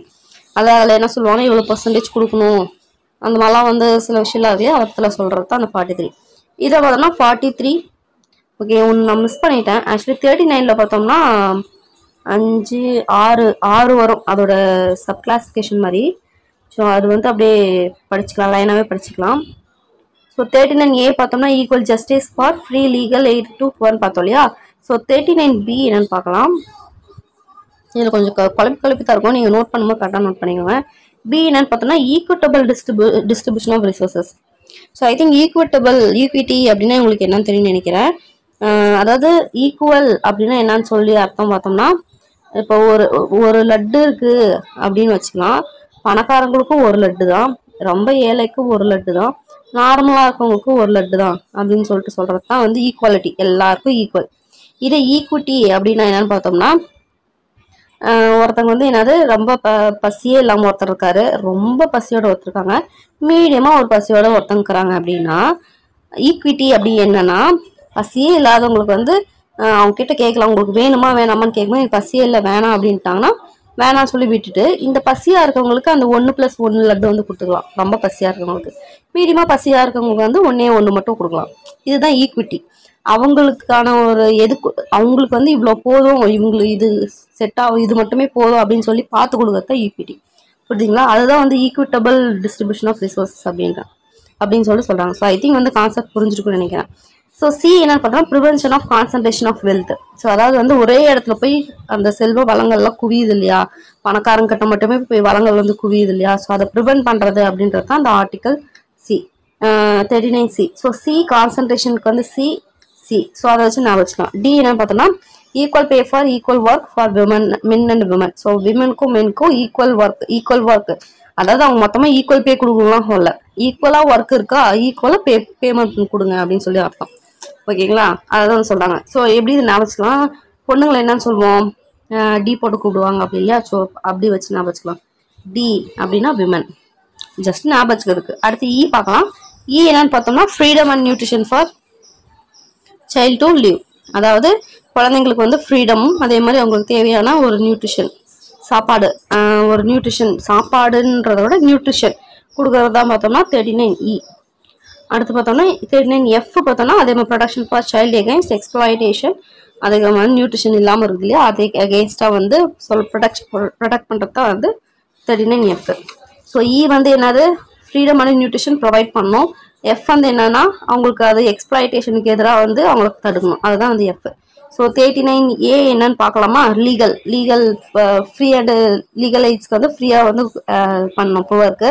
பி வந்து என்னன்னு பார்த்தோம்னா equitable distribution of resource. C வந்து கான்சன்ட்ரேஷன் ஆஃப் வெல்த்தை ப்ரிவென்ட் பண்ணணும். டி பார்த்தோம்னா equal pay for equal work மென்க்கு அண்ட் விமனுக்கு. இ பார்த்தோம்னா freedom and nutrition for child to live. அதுக்கப்புறமேட்டுக்கு 39F பார்த்தோம்னா production for child against exploitation and nutrition. So இதெல்லாம் படிக்கணுமான்னு கேட்டால் இதெல்லாம் ப்ரீவியஸ் கொஸ்டின் வந்து கேட்டுருக்காங்க, அதுக்கு தான் நான் சொல்கிறேன். அதுக்கடுத்து நம்ம இன்னே பார்த்துட்டோம்.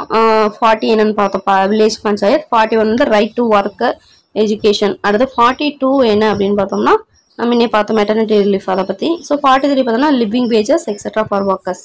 அதே 43A என்னன்னா participation of workers in management of industry. நம்ம பார்த்தோம் இல்லையா, 42nd அமெண்ட்மெண்ட் ஆக்டில் வந்து ஆட் பண்ண வரணும்னு சொல்லிட்டு பார்த்தோம் இல்லையா. 43A participation of workers in management of industry.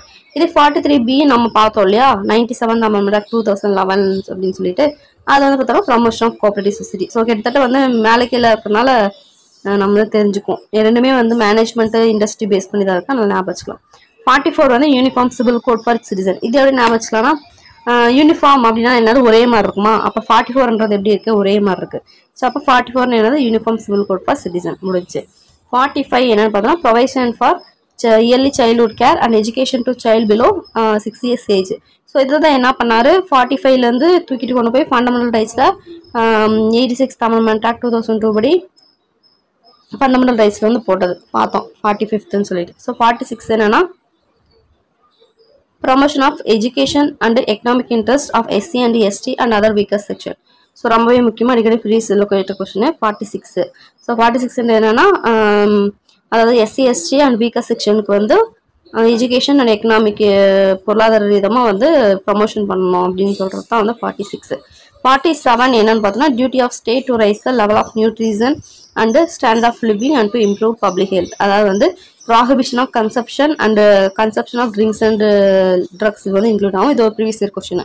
எப்படி கொஸ்டின் கேட்டிருந்தாங்கன்னா prohibition of consumption of drinks and drugs அது வந்து எந்த ஆர்டிகல் கீழே வரும் அப்படின்னு சொல்லி கேட்டிருந்தாங்க. ஸோ வந்து 47 அதாவது எப்படின்னா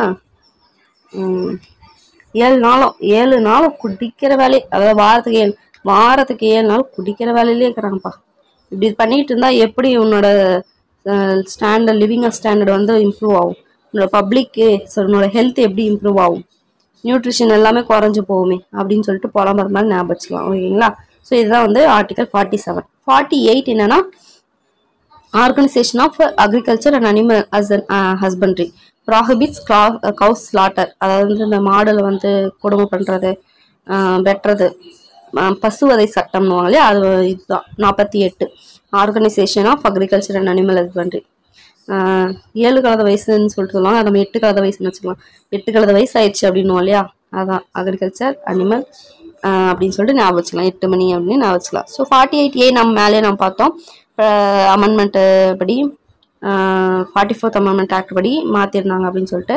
so production and improvement of environment and safeguard forest and wildlife. அடுத்து 49 பார்த்தோன்னா production of monument and places and objects of national importance. ஒன்றும் கிடையாது, இந்த இதெல்லாம் மோனுமெண்ட்ஸ்லாம் இருக்கு இல்லையா, தாஜ்மஹால் இந்த மாதிரி பிளேஸு அந்த மாதிரிலாம் ஏதோ ஒரு ஆப்ஜெக்டாக இருக்குது, அது வந்து பொருளாக இருக்காதுன்னா அதை பாதுகாத்து வைக்கணும் அப்படின்னு சொல்லிட்டு சொல்கிறது தான் வந்து 49.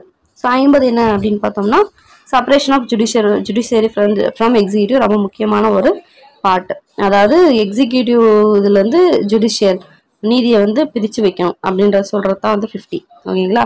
ஸோ 51 பார்த்தோம்னா promotion of international peace and security. கடைசியாக நான் படித்து முடிச்சு விட்டேன், எனக்கு மனசு நிம்மதியாக இருக்குது அப்படின்னு சொல்லிட்டு ஞாபகம் வச்சுக்க வேண்டியது தான். ஸோ 51. ஓகேங்களா? ஸோ ஐ திங்க் இது எல்லாமே உங்களுக்கு ஞாபகம் இருக்குன்னு நினைக்கிறேன். ஸோ நான் சொன்ன சின்ன சின்ன ஷார்ட்கட் வச்சுக்கோங்க, இல்லை ஷார்ட்கட்ஸ்லாம் நிறைய போடுறாங்க, அதை கூட போய் பார்த்துக்கோங்க. ஸோ அவ்வளோதான், டிபிஎஸ்சி வந்து முடிஞ்சாச்சு. அடுத்து பார்த்தோம்னா ஃபண்டமெண்டல் டியூட்டி கடைசியாக. இப்போ இதில் நம்ம மெயினாக பார்க்க போகிறது லாஸ்ட் வந்து ஃபண்டமெண்டல் டியூட்டி. அதை நம்ம பார்த்துட்டோம்னா இப்போ இது முடிஞ்சிடும். நெக்ஸ்ட்டு பார்த்தோம்னா இந்தியன் கான்ஸ்டியூஷன் வந்து பார்க்கலாம். சரி, ஓகே, நம்ம டைம் வேஸ்ட் பண்ணாமல் நம்ம அதையும் முடிச்சிடலாம். ஸோ ஃபண்டமெண்டல் டியூட்டி வந்து எங்கேருந்து எடுத்தாங்க? ஸோ ஒவ்வொன்றையும் ஒவ்வொரு இடத்துல எடுத்தாங்க. அந்த மாதிரி ஃபண்டமெண்டல் டியூட்டி எங்கேருந்து எடுத்தாங்க பார்த்தாங்கன்னா USSR, நம்ம ஃப்ரெண்ட்லி நாடான ரஷ்யா கிட்ட தான் எடுத்தாங்க.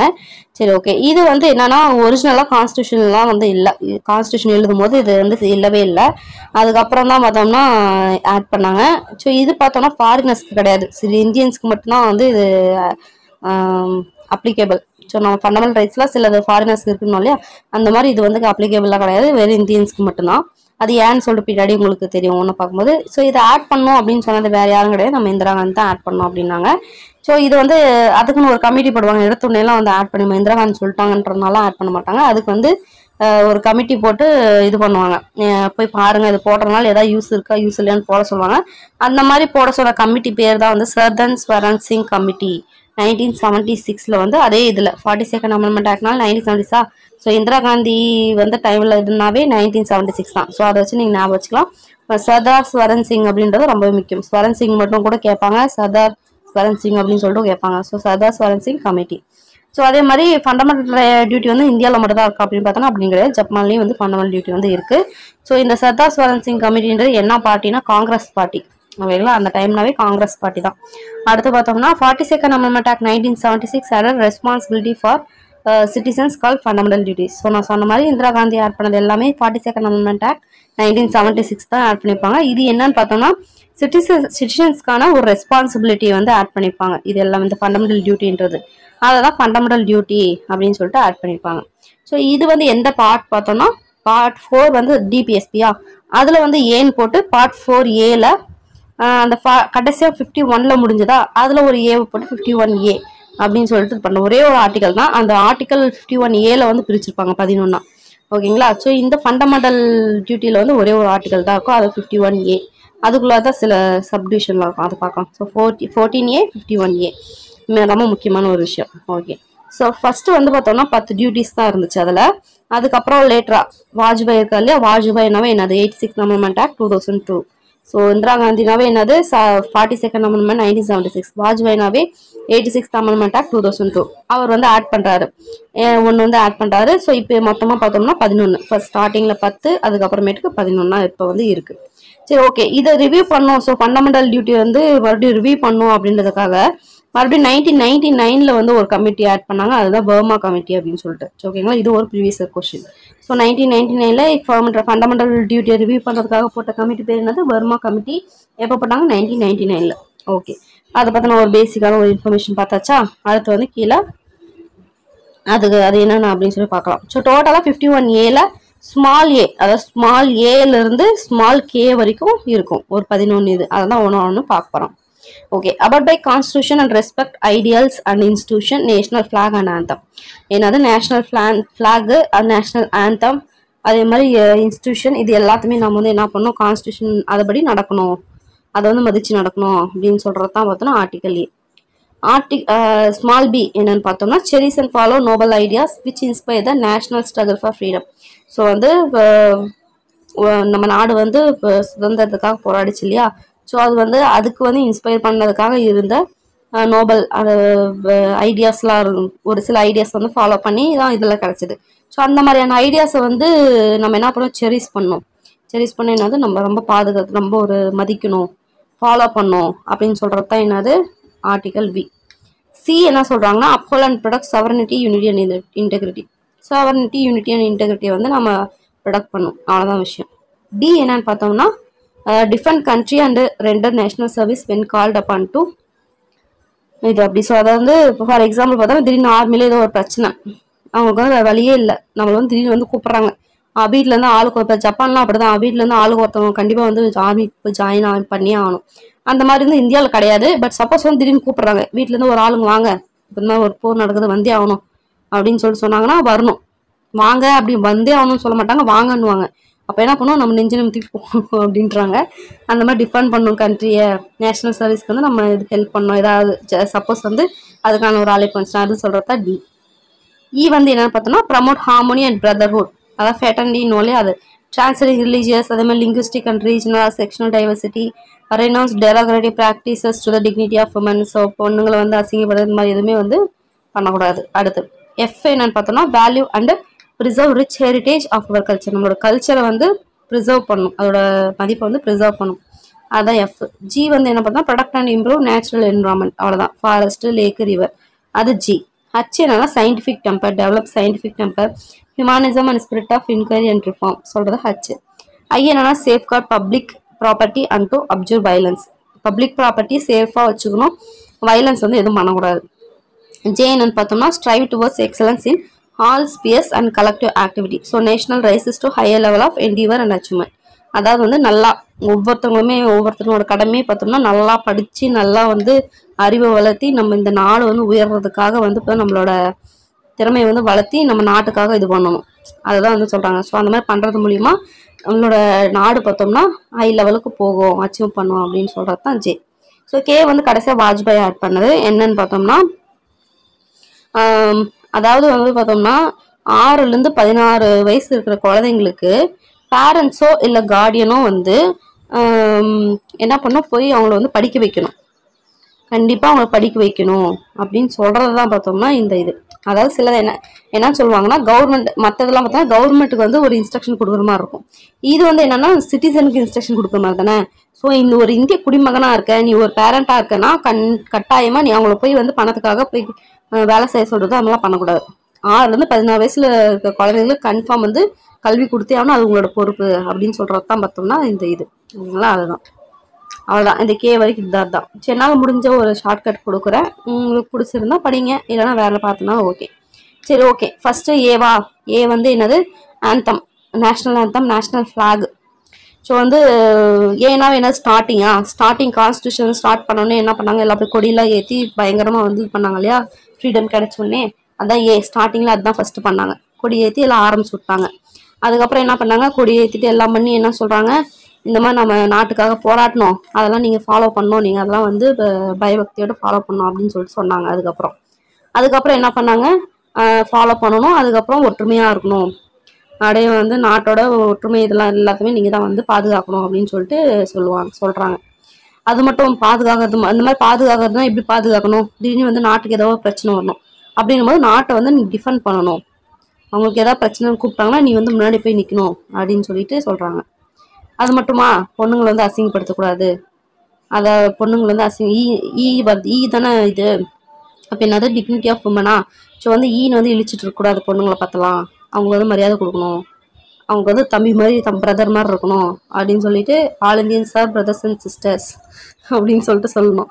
அதுதான் அடுத்து எஃப் பார்த்தோன்னா, அடுத்து என்ன பண்ணணும்னா, சரி ஓகே, பொண்ணுங்களை எப்படி பாதுகாத்தியோ அந்த மாதிரி நம்மளோட கல்ச்சரையும் பாதுகாக்கணும், அதே மாதிரி ஜின்றது என்னன்னா, ஜி ஃபார் ஜீனியஸாக இருக்கணும்னா என்ன பண்ணணும், நம்மளோட என்விரான்மெண்ட்லாம் சுத்தமாக வச்சுருந்தா மட்டும்தான் ஜி ஃபார் ஜீனியஸ்ன்னு சொல்லிட்டு சொல்லுவாங்க.